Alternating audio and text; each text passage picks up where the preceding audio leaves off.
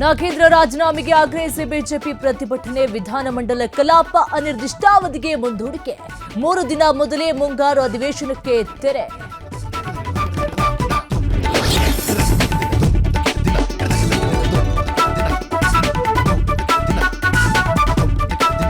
SIR curd ಮತದಾರರ ಪಟ್ಟಿ ಪ್ರಕಟ.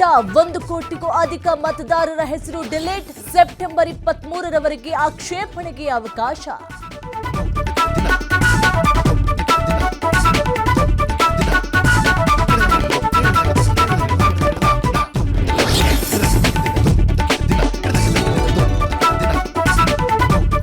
ಕಾವೇರಿ ವನ್ಯಧಾಮದಲ್ಲಿ ನಡೆದ 3 ಶೂಟೌಟ್ ಪ್ರಕರಣ, ಬಿಜೆಪಿಗೆ ಸತ್ಯ ಶೋಧನಾ ಸಮಿತಿ ವರದಿ ಸಲ್ಲಿಕೆ.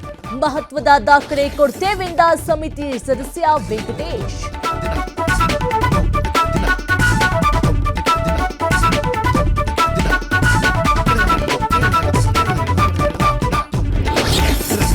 ಐಎಎಸ್ ಅಧಿಕಾರಿ ಜ್ಞಾನೇಂದ್ರ ಕುಮಾರ್ಗೆ ನೋಟಿಸ್ ಜಾರಿ. ಯಾರಿಗೂ ಮಾಹಿತಿ ನೀಡದೆ ಕಣ್ಮರೆಯಾಗಿದ್ದಕ್ಕೆ ನೋಟಿಸ್. ಜ್ಞಾನೇಂದ್ರಗೆ ಎಂಎಸ್ಎಂಇ ಕಾರ್ಯದರ್ಶಿಯಿಂದ ನೋಟಿಸ್.